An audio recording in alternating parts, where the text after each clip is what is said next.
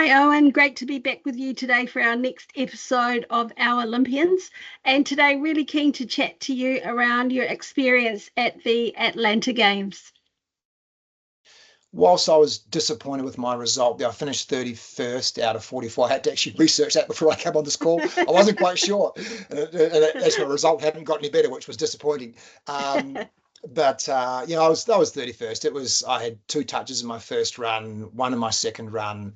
Running times were within half a second of each other. So my running times were okay, but much longer courses. It was like I wrote it down. It was 2.5 minutes. The course was 2.5 minutes long. Wow. So a real contrast from where we're at now.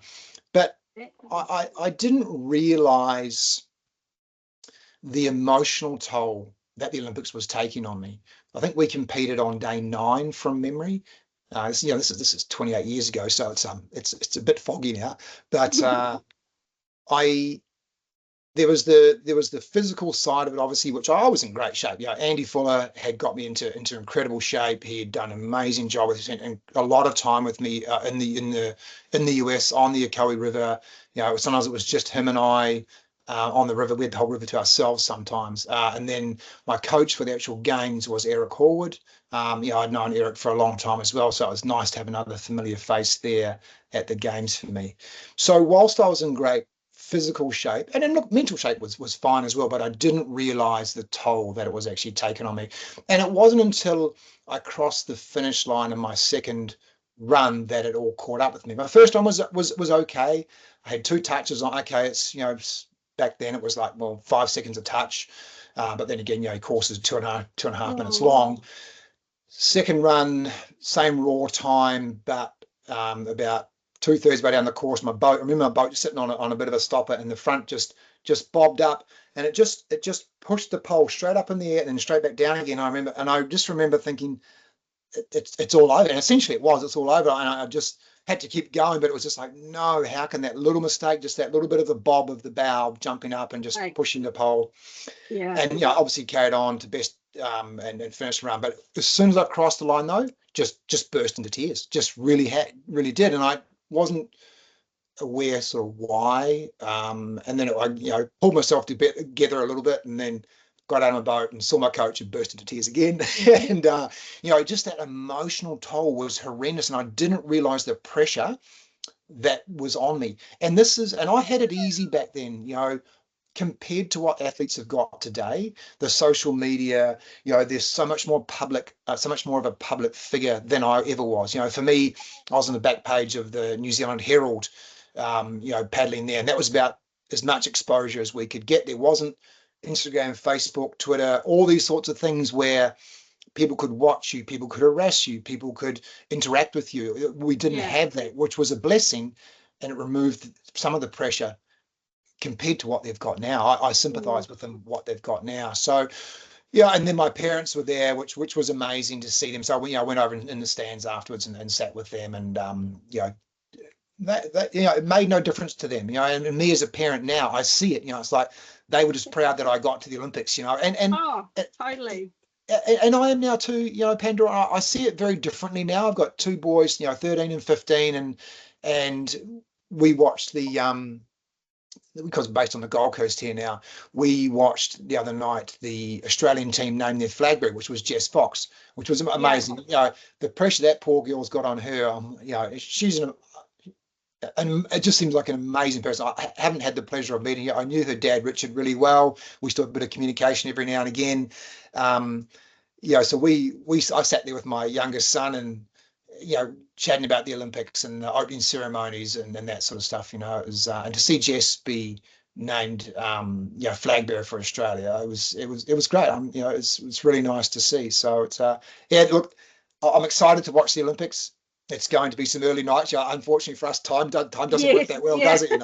No. So it'll be good. There'll be some events I absolutely get up for to watch, and will be worth it. That's for sure. So the Olympic experience was incredible. It really was, and I probably need to talk about it a bit more just to refresh my memory on what it really was. In the opening ceremony, Eric and I were at the very back as we walked into the stadium. And I remember as we walked over a bit of a ramp and down to the stadium. The ramp down to the stadium was incredibly steep. I'm like, oh, this is a steep ramp.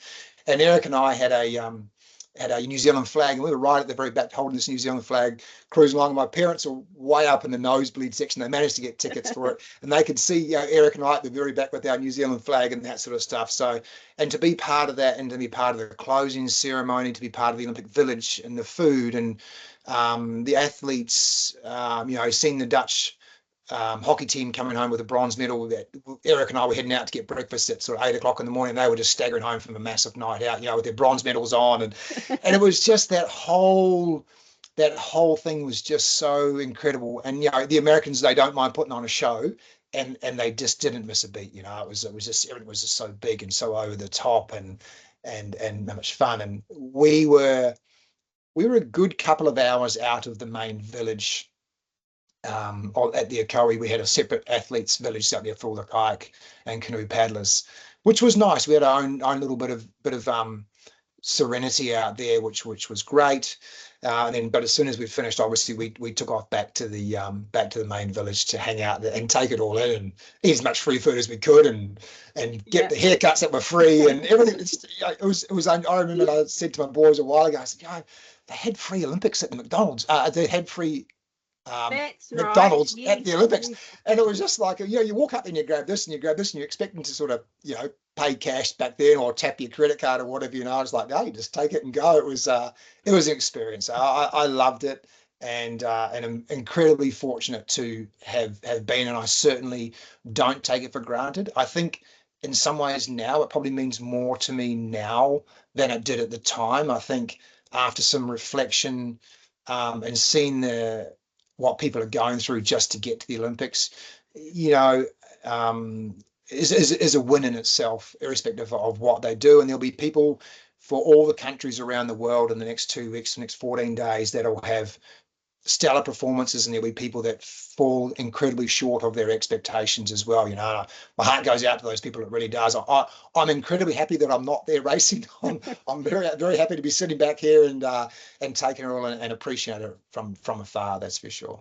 Yes, when you look at it, you spend 4 years grinding and sacrificing for that opportunity to perform on the world's biggest stage. For in some sports, whether it's the 100-meter sprint or the canoe slalom, you're looking at 9 seconds, 100 seconds. It's so so small for such a big build up. And they can't, not everyone can get on the podium, and not everyone can get in the final, and it's it can be extremely heartbreaking as well as exhilarating. And absolutely. And I think as long as you go in there with the perspective and keeping things real as well.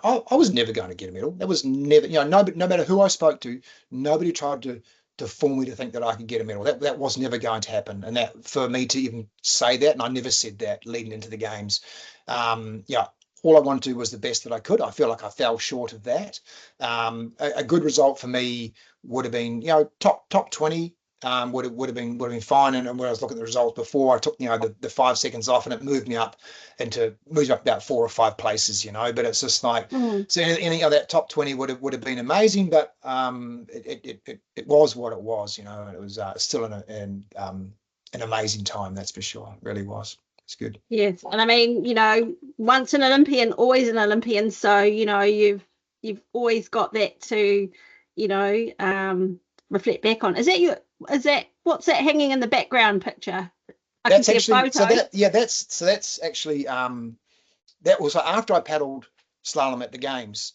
I went to the Reno boat show. I was working for a company, Quality Kayaks in Ashurst, making plastic kayaks, and I went to a boat show, an outdoor retailer show in Reno, and where I met up with a person here in Australia. Her name was Grant Hughes, just no relation at all, but and he was a representative from this company I was with in New Zealand as well, and he took me out in a sea kayak and gave me one of these wing paddle, propeller paddle, whichever way you want to call it. We call them propeller paddles here. I think New Zealanders call them wing paddles.